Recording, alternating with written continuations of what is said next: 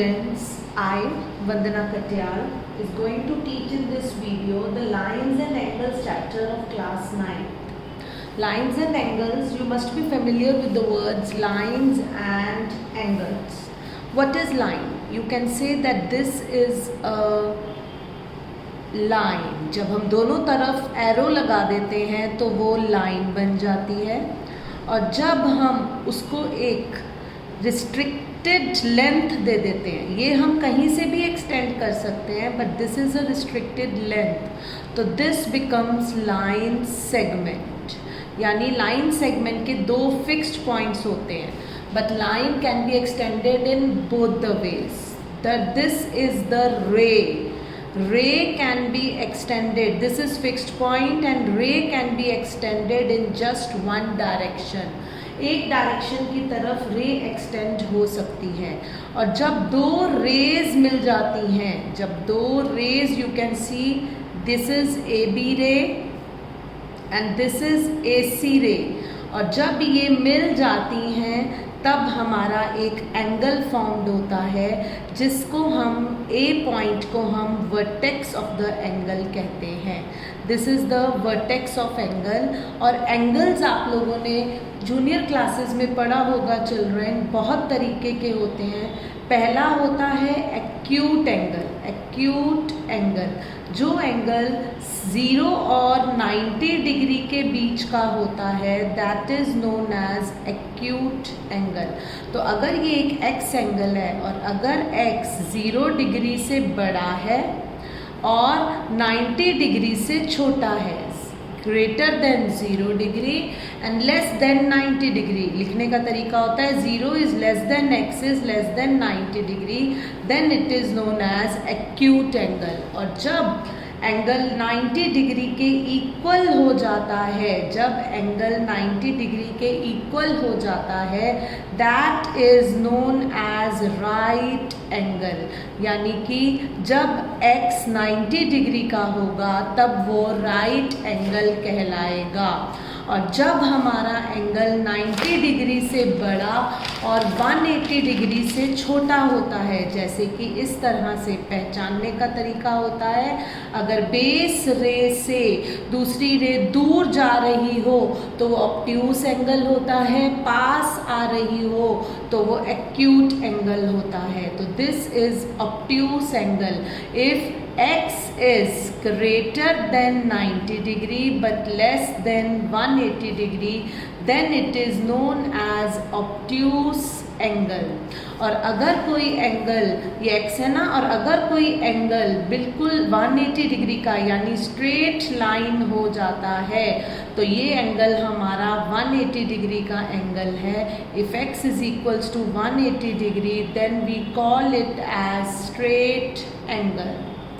अब कोई एंगल अगर 180 डिग्री से बड़ा हो और 360 डिग्री से छोटा हो, ये 180 डिग्री था, हमने ये पूरा गया और ये यहाँ पर इस तरह से 180 डिग्री से बड़ा और 360 डिग्री से छोटा, यानी जो ये x एंगल है, दिस इज x, और ये हमारा नीचे की तरफ का एक्यूट हो जाता है. But this angle, this is a reflex angle. When x is greater than 180 degree but less than 360 degree, then it is known as reflex angle. जैसे कि 190 डिग्री, 200 डिग्री, 210. और जैसे ही एंगल पूरा, अगर मैं ये और ये पूरा नीचे भी कंसिडर करूं, पूरा सर्कल बन जाता है, तो this is, if x is equals to 360 degree, then this is called complete angle. So मैंने आपको बताया बहुत तरीके के एंगल्स होते हैं. कौन कौन से? Let us repeat. Acute angle, right angle, obtuse angle, straight angle, reflex angle and complete angle. तो इन लाइंस एंड एंगल्स की स्टडी हम इस चैप्टर में करते हैं, इसीलिए इसका नाम लाइंस एंड एंगल्स पड़ा है. एक एक्सियम होता है जो आपने जूनियर क्लासेस में भी पढ़ा होगा बच्चों, linear pair axiom. What is linear pair axiom? What is linear pair? अगर कोई स्ट्रेट लाइन है और उसके ऊपर, स्ट्रेट लाइन में कितने का एंगल बनता है आपको पता है, 180 डिग्री, और उसके ऊपर कोई एक रे खड़ी है, तो अगर ये एक्स वाई लाइन है और ये ओ ए रे इसके ऊपर खड़ी है, तो जो ये दो एंगल्स होंगे 1 और 2, इसको हम कहते हैं लीनियर पेयर। और लीनियर पेयर में एंगल 1 प्लस एंगल 2 जो होता है वो 180 डिग्री का होता है। लीनियर पेयर, जब एक लाइन के ऊपर हमने एक रे बना दी तो वो दोनों एंगल्स का सम 180 डिग्री होता है। और अगर किसी लाइन में दो एडजेसेंट एंगल्स, सबसे पहले, इससे पहले मैं एडजेसेंट एंगल्स की बात करना चाहूँगी बच्चों। एडजेसेंट एंगल्स क्या होते हैं? जिन दो एंगल्स की सेम वॉल होती है, जैसे कि ये बेस है और ये बेस है, इसकी सेम रे है। ये वाला एंगल ओ ए बी और एक्स ए ओ, आप देखेंगे ओ ए बी ये रहा एंगल और एक्स ए ओ इसके साथ ये एंगल है, इसमें ये ए ओ रे कॉमन है, तो इसीलिए हम इसे कहते हैं एडजेसेंट एंगल। जिनकी कोई एक दीवार, एक रे, एक वर्टेक्स कॉमन होकर बीच में से रे कॉमन हो जाए, those two angles are known as adjacent angles. और जब किसी एक स्ट्रेट लाइन में हमने इस तरह से एक रे बना दी तो ये जो दो एडजेसेंट एंगल्स बन रहे हैं इनका सम 180 डिग्री होता है और यही कहलाता है लीनियर पेयर। पर अगर हम किसी स्ट्रेट लाइन पे दो रेस खड़ी कर दें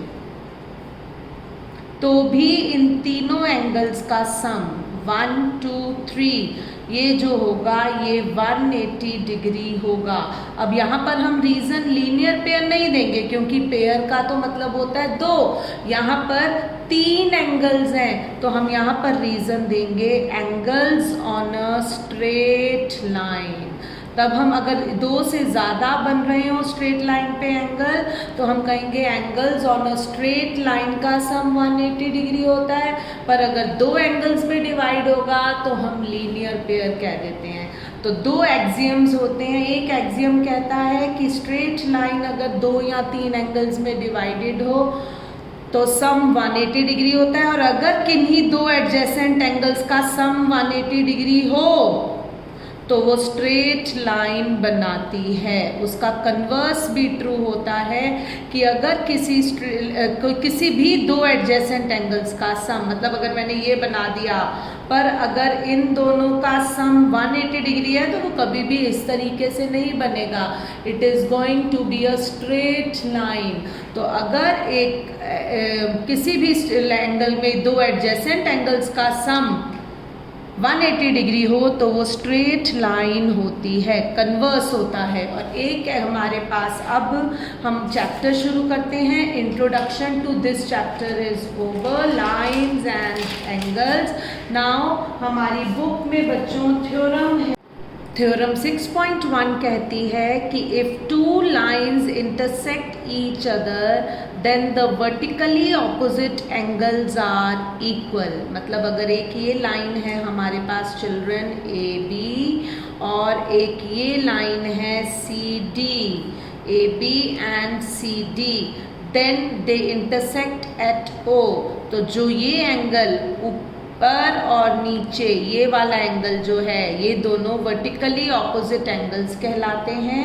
और ये दोनों एंगल्स भी वर्टिकली ऑपोजिट जो क्रॉस के अंदर ऐसे बनते हैं, एक ऊपर एक नीचे, तो ये वर्टिकली ऑपोजिट एंगल्स कहलाते हैं और ये इक्वल होते हैं। तो हमें यहाँ पर थ्योरम प्रूफ करने का तरीका होता है, सबसे पहले गिवन लिखा जाता है। गिवन में हमें कहा गया है कि A B and C D are two intersecting lines. AB and CD are two intersecting lines at O। और हमें प्रूफ करना है चिल्ड्रन, क्या प्रूफ करना है हमें कि एंगल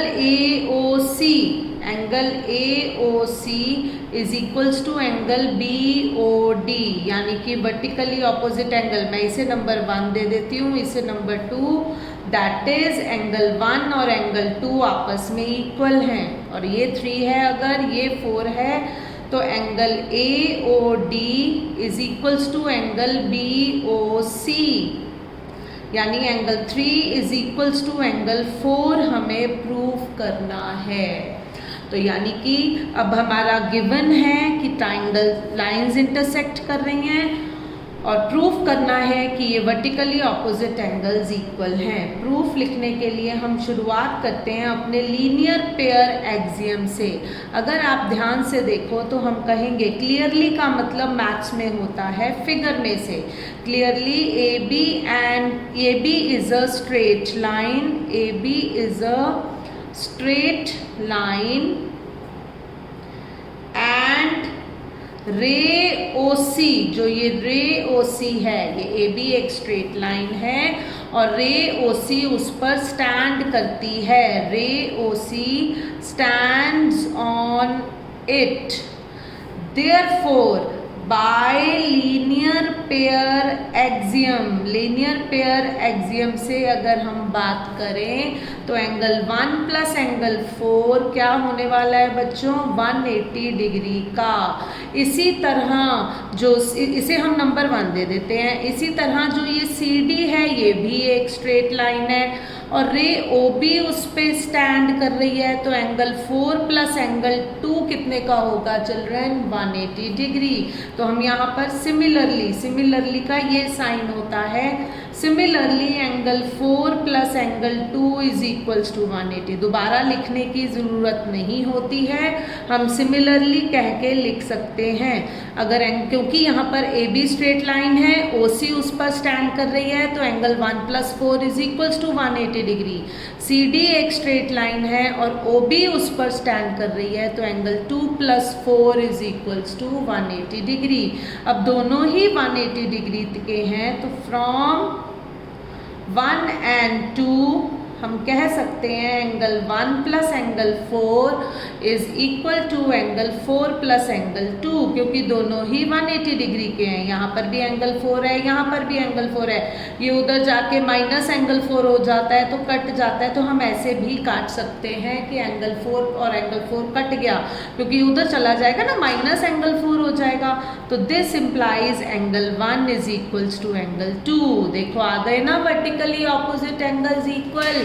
ये देखिए 1 and 2 are vertically opposite angles. तो अब हम लिखेंगे 1 और 2 का क्या मतलब है, that is angle AOC is equals to angle BOD। उसी तरह अगर मैं कहूँ कि 4 प्लस 2 180 डिग्री है, 2 प्लस 3 180 डिग्री है, तो 2 दोनों में कॉमन था, कट जाएगा। देखिए 4 प्लस 2 भी 180 डिग्री है, 2 प्लस 3 भी 180 डिग्री है, तो बिल्कुल इसी तरह हम इक्वल करेंगे तो 2 से 2 कट जाएगा, तो angle 3 is equals to angle 4 आ जाएगा। ये दोबारा लिखने की ज़रूरत नहीं है, आप लिख सकते हैं similarly angle AOD is equals to angle BOC and hence proved. हमने वर्टिकली ऑपोजिट एंगल्स को इक्वल प्रूव कर दिया। Now let us start exercise 6.1. Question number 1 says that in figure lines AB and CD intersect at O. This is line AB and this is line CD. These two lines are intersecting at O. और बीच में एक इस तरह से रे खड़ी की गई है OE। इफ एंगल AOC, यानी कि हमें गिवन में क्या दिया हुआ है students, angle AOC plus angle BOE is equals to 70 degree. The end यानी AOC ये वाला एंगल हो गया और BOE कौन सा हो गया, BOE ये वाला एंगल हो गया। इन दोनों का सम हमें 70 डिग्री दिया हुआ है और एंगल BOD हमें कितने का दिया हुआ है students, angle BOD is given to us as 40 degree. ये वाला एंगल हमें 40 डिग्री का दिया हुआ है। मुझे BOE एंगल निकालना है, BOE यानी ये वाला एंगल निकालना है और मुझे यहाँ पर हम लिख देंगे to find angle BOE and reflex angle COE, reflex angle COE, ये COE एंगल है, जैसे ये इस तरह से COE एंगल है, तो मुझे इसका रिफ्लेक्स निकालना है, ये निकालना है। किसी भी एंगल का अगर रिफ्लेक्स एंगल निकालना हो तो उसको 360 डिग्री में से माइनस कर देना चाहिए, तो उसका रिफ्लेक्स एंगल निकल आता है। तो हम इसको कैसे करेंगे? सॉल्यूशन लिखने का तरीका यही होना चाहिए स्टूडेंट्स आपका। मैं यहाँ पर कहती हूँ, हमें सीधा पता है बच्चे कि अगर ये एंगल 40 है तो ये भी 40 होगा, क्योंकि ये दो लाइंस इंटरसेक्ट इस तरीके से कर रही थी, तो ये दोनों वर्टिकली ऑपोजिट एंगल्स बनते हैं। हम लिखेंगे since AB and CD are intersecting lines, therefore angle AOC is equal to angle BOD which is equals to 40 degree, vertically opposite angles. आप VOA की जगह वर्टिकली ऑपोजिट एंगल्स पूरा लिखिएगा। अब ये एंगल AOC प्लस एंगल, ये दोनों angles equal हो गए हैं। वी हैव, हमें क्या गिवन है स्टूडेंट्स कि angle AOC plus angle BOE जो है वो 70 डिग्री है। ये 40 डिग्री का क्यों आया? क्योंकि BOD 40 का था, इसलिए AOC भी 40 का आ गया। अब एंगल AOC की जगह मैं 40 डिग्री लगा देती हूँ, एंगल BOE की जगह BOE ही रहने देती हूँ 70 डिग्री। तो एंगल BOE कितने का आ गया स्टूडेंट? 70 डिग्री माइनस 40 डिग्री यानी कि 30 डिग्री। तो मेरा एक एंगल जो उन्होंने हमें BOE पूछा था वो निकल गया है। तो angle BOE is equal to 30 degree. Now what you have to do, हमें अब रिफ्लेक्स एंगल COE निकालना है। Clear? Since AOB is a straight line, since AOB is a straight line, तो therefore angle AOC plus angle COE plus angle BOE is equals to 180 degree. इसका reason आप देंगे angles on a straight line. आप linear pair नहीं देंगे क्योंकि ये pair नहीं है, 3 एंगल्स हैं। ये देखिए, ये एक स्ट्रेट लाइन है, तो इन 3 एंगल्स का सम क्या बनेगा? 180 डिग्री। ये 40 डिग्री का निकला है, ये 30 डिग्री का निकला है। यहाँ इन दोनों का सम तो 70 ऑलरेडी दिया हुआ है, तो ये निकल आएगा। और 360 डिग्री में से जब इसका एंगल मैं माइनस करूंगी तो रिफ्लेक्स एंगल COE आ जाएगा। Very easy. तो अब हम क्या करेंगे, एंगल AOC की जगह मैं डाल देती हूँ 40 डिग्री प्लस COE की जगह COE ही रहने देती हूँ और BOE की जगह डाल देती हूँ 30 डिग्री जो कि हमने निकाला था, which is equals to 180 degree. तो angle COE is equals to 180 minus 70, यानी angle COE is equals to 110 degree. तो रिफ्लेक्स एंगल COE क्या बनेगा students? It is going to be 360 degree minus 110 degree, यानी कि you will be getting 250 degree as the reflex angle COE। तो हमने दोनों जो हमसे पूछा गया था कि एंगल BOE और रिफ्लेक्स एंगल COE निकालना था, एंगल BOE हमारा निकला 30 डिग्री और रिफ्लेक्स एंगल COE निकला हमारा 250 डिग्री। सेकेंड क्वेश्चन में स्टूडेंट्स कहा गया है हमारे को कि lines XY and MN, this is the line XY and this is the line MN, they both intersect at O, और बीच में एक इस तरह से एक रे खड़ी कर दी गई है OP।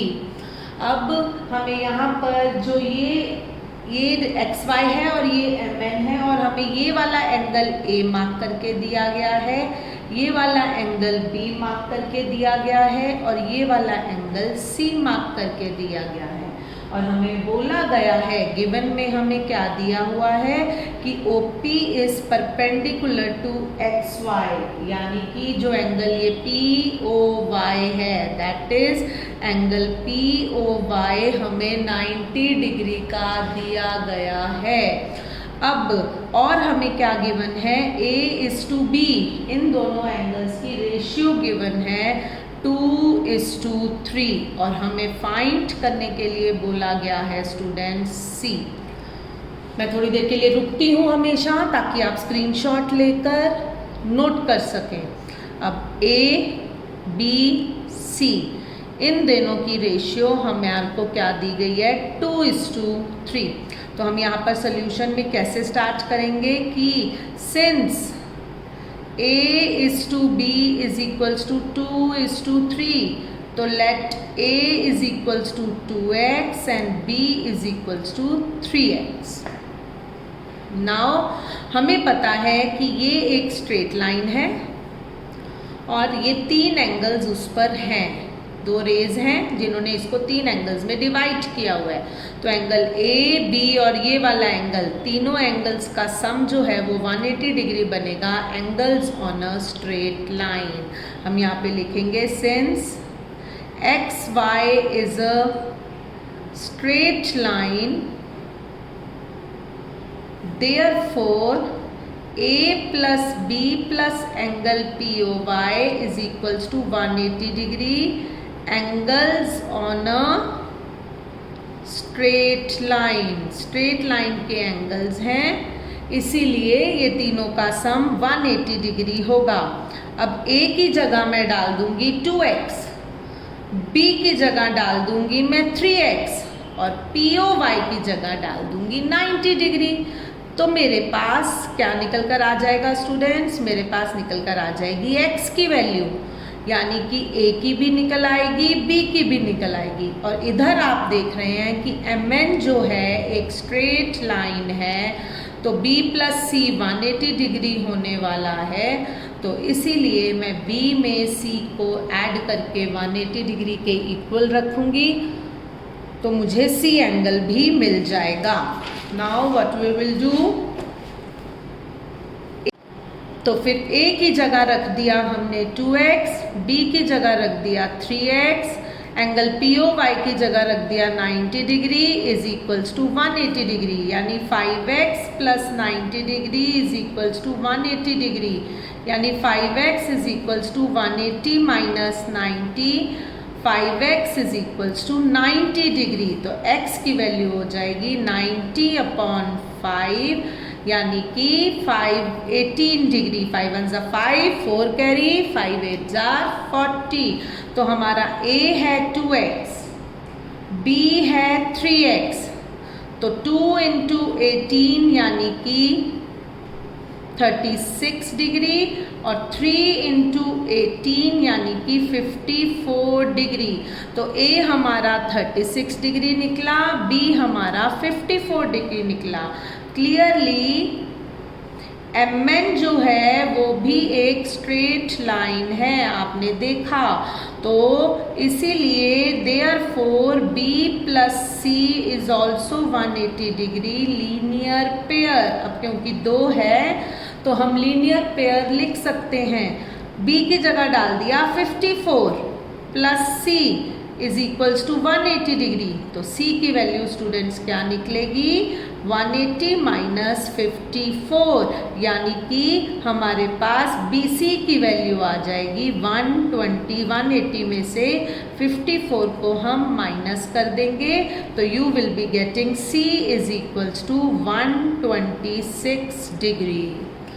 तो अब मैंने आपको यहाँ पर लाइंस एंड एंगल्स की इंट्रोडक्शन और वर्टिकली ऑपोजिट एंगल्स वाली थ्योरम और क्वेश्चन 1 और 2 ऑफ एक्सरसाइज 6.1 समझाया है इस वीडियो में। अगर आपको समझ में अच्छे से आया है तो प्लीज़ मेरे चैनल को लाइक कीजिए, सब्सक्राइब कीजिए और आगे के एक्सरसाइज 6.1 के क्वेश्चंस मेरी नेक्स्ट वीडियो में मैं आपको भेजती हूँ।